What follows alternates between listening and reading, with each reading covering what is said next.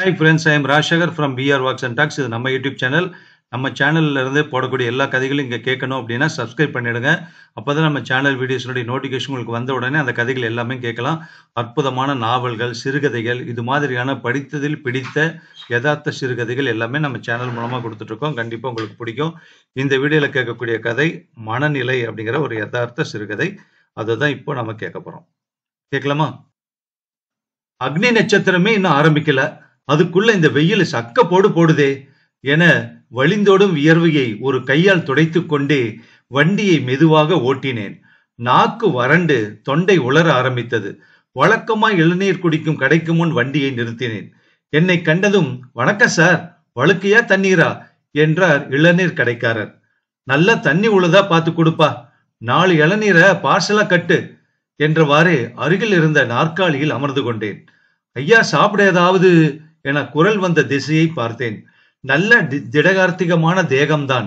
மீசையும் தாடியும் நரைத்து போய் மலிக்கப்படாமல் இருந்தது.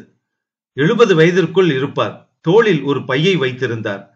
தன் வலது கையை என்னை நோக்கி நீட்டியவாறே மீண்டும் ஏதாவது குடுங்கையா என்றார்.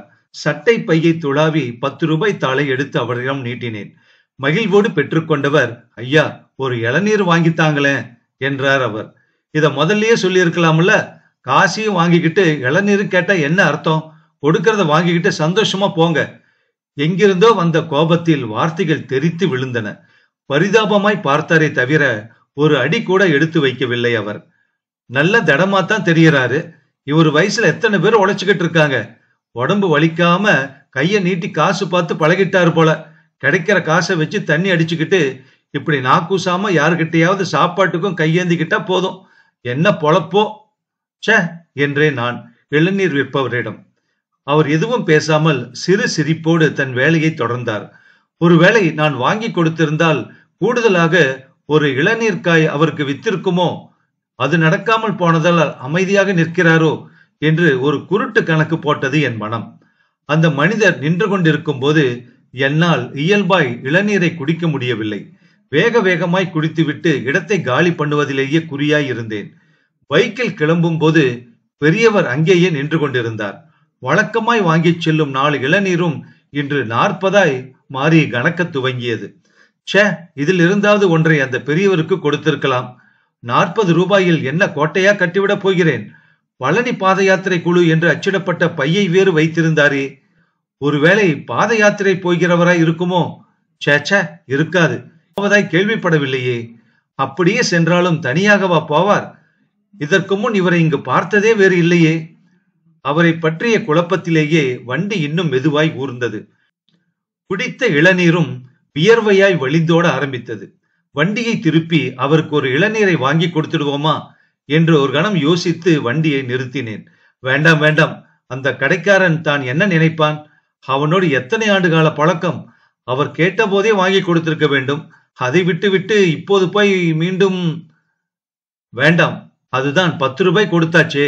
இதே மாதிரி இன்னும் 3 பேர் கொடுத்தாலே போதுமே அவருக்கு. அவரே வாங்கி குடிச்சுக்கலாம்.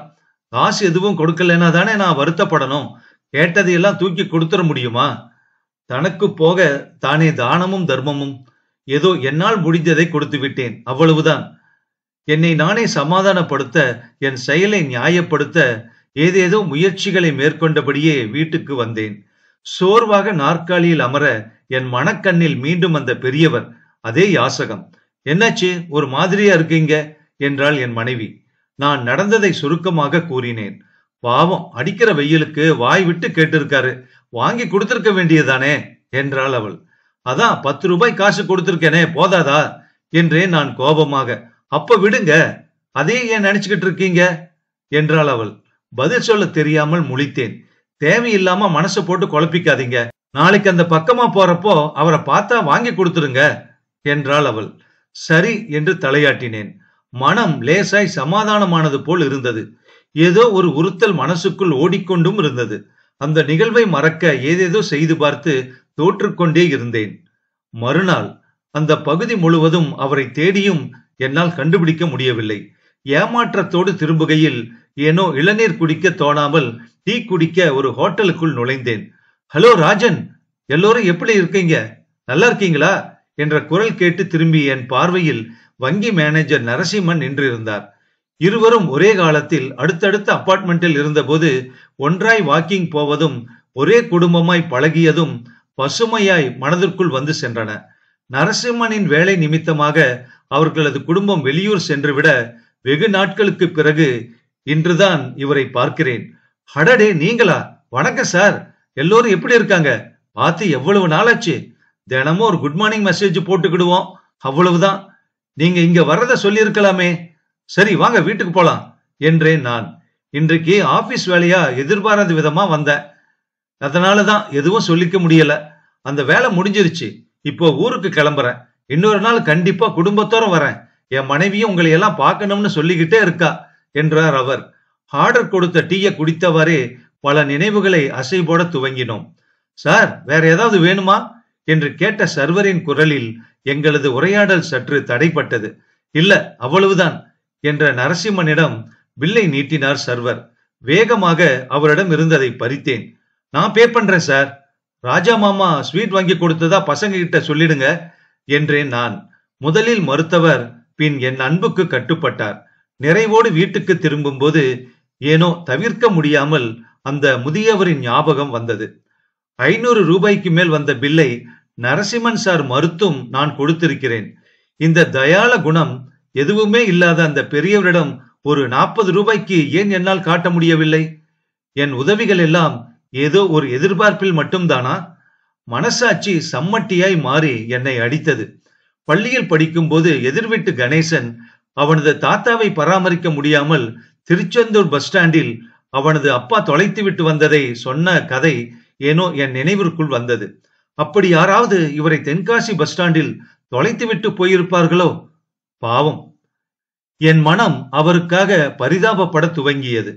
வாங்கி வந்த இளநீர் அப்படியே இருக்கு, அதை குடிச்சா என்ன என்றாள் அதட்டலுடன் என் மனைவி. அதை பார்த்ததும் என் மனம் கசந்து போனது. அவளுக்கு பதில் சொல்லாமல் இளநீர் பையை வெறித்து பார்த்து கொண்டே இருந்தேன். இன்னுமா அந்த தாத்தாவை நினைச்சுக்கிட்டு இருக்கீங்க என்று கேட்டால் வியப்பாக என் மனைவி. தலையசைத்தபடியே சென்றேன். பாக்கெட்டில் இருந்த மொபைல் போன் ஒலிக்கத் தொடங்கியது. எடுத்து பார்த்தேன். என் நண்பன் மூர்த்தியின் பெயர் ஒளிர்ந்தது. அனிச்சையாக போனை ஆன் செய்தேன். ராஜன், நாளைக்கு லீவு தானே, குற்றாலத்துக்கு வரியா என்றான் அவன். என்ன விஷயம்? எங்க ரோட்டரி கிளப்ல ஒரு மீட்டிங் நடக்குது, அது மதியத்தோட முடிஞ்சிரும். அதுக்கப்புறம் அப்படியே குற்றாலத்துல ஒரு குளியல் போட்டுட்டு வருவோம் என்றான் அவன். இன்னும் சீசனே ஆரம்பிக்கலையாடா? ஏதோ சாயங்கால பெய்யற மழையால தானே தண்ணியே விழுது, அந்த தண்ணியில குளிச்சா உடம்புக்கு சேராதே என்றேன் நான். அடிக்கிற வெயிலுக்கு கொஞ்சம் அப்படியே ரிலாக்ஸா போயிட்டு வருவோமே என்றான் மீண்டும் அவன். சரி, உனக்காக வர்றேன். ஆமா, மீட்டிங் சீக்கிரமா முடிஞ்சிரும்ல என்றேன். அதெல்லாம் கரெக்டா முடிஞ்சிரும். கலெக்டர் விழாங்கிறதுனால எல்லா ஏற்பாடும் பக்காவா நடக்குது. ஒன்றை மறக்க வேண்டும் என்றால் வேறு ஏதாவது ஒன்றில் கவனம் செலுத்த வேண்டும். அவனோடு கொஞ்சம் வெளியே சென்று வந்தால் மனதிற்குள் ஆறுதலாக இருக்கும் என்று எண்ணிக்கொண்டேன். மூர்த்தி சொன்ன மாதிரியே எல்லா நிகழ்வுகளும் திட்டமிட்டபடியே அழகாக விரைவாக நடந்து கொண்டிருந்தது. வசதியான ஒரு இருக்கையில் என்னை அமர வைத்துவிட்டு பம்பரமாய் தன் ரோட்டரி கழகத்தோடு இணைந்து விழாவை நேர்த்தியாய் நடத்தி கொண்டிருந்தான் மூர்த்தி. நம்ம ரோட்டரி கழகத்தோட முயற்சியாலேயும் மாவட்ட ஆட்சித்தலைவரோட முழு ஒத்துழைப்பாலையும் இணைந்து நம்ம பகுதியில் உள்ள மனநலம் பாதிக்கப்பட்டவர்களுக்கான ஒரு புது வாழ்வு மையம் ஒன்றை ஆரம்பித்திருக்கிறோம். உங்களால் முடிந்த ஆதரவை எங்களுக்கு வழங்கும்படி கேட்டுக்கொள்கிறேன் என்று மைக்கை பிடித்து பேசினான் மூர்த்தி. அடுத்தடுத்த உறுப்பினர்கள் பேச துவங்க மெதுவாக இருக்கையை விட்டு எழுந்தேன். அந்த அரங்கத்தை விட்டு வெளியே வரும்போது அதன் மையத்தில் அந்த பெரியவர் யாரிடமோ எதையோ கேட்டபடியே அதே பை அவரது தோளில் தவழ்ந்தபடி ஒரு இருக்கையில் அமர்ந்து கொண்டிருந்தார். பரவசத்தோடும் அதிர்ச்சி விலகாத பார்வையோடும் திரும்பிய போது எதிரில் நின்று கொண்டிருந்தான் மூர்த்தி. என்னடா, போர் அடிக்குதா? இன்னும் கொஞ்ச நேரம்தான், உன்னால முடிஞ்சா கொஞ்சம் கூல்ட்ரிங்க்ஸ் பாட்டில் வாங்கிட்டு வரியா என்றான் அவன். அதில்லடா, அந்த பெரியவரு என்று அவர் அமர்ந்திருந்த திசையை காட்டினேன். ஓ, அவங்க எல்லோருமே எங்க கிளப் மூலமா புதுவாழ்வு மையத்துக்கு போறவங்க என்றான் மூர்த்தி. அவங்க எல்லோருமே பெரும்பாலும் மனநலம் பாதிக்கப்பட்டவங்க தான். தென்காசி ஊர் முழுக்க சுத்திக்கிட்டு இருந்தாங்க. அவங்களை எல்லாம் கூட்டிக்கிட்டு வந்து இந்த முகாமுக்கு அனுப்ப போறோம். நிறைய பேர் இதுக்காக ரொம்பவே முயற்சி எடுத்துக்கிட்டாங்கடா. நம்ம கலெக்டரும் முழு ஆதரவு கொடுக்கிறார். உனக்கு தெரிஞ்ச டோனர்ஸ் யாராவது இருந்தாலும் சொல்லு. நல்ல முறையில இந்த மையம் நடக்கணுங்கிறது கலெக்டரோட ஆசை என்றான் மூர்த்தி. நிச்சயமா சொல்றேன்டா. இவங்களுக்கு இப்ப கூல்ட்ரிங்க்ஸ் கொடுக்கறதுக்கு பதிலா என்னோட செலவுல இளநீர் வாங்கி கொடுக்கட்டுமா என்று கேட்டேன்.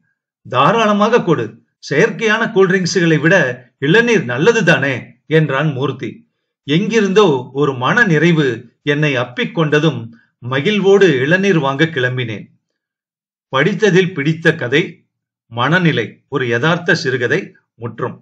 இந்த கதையை எழுதினவங்க சரஸ்வதி உமேஷ் அவர்கள். உங்க கருத்தை இந்த வீடியோ கமெண்ட் பாக்ஸ்ல பதிவு பண்ணுங்க. நன்றி.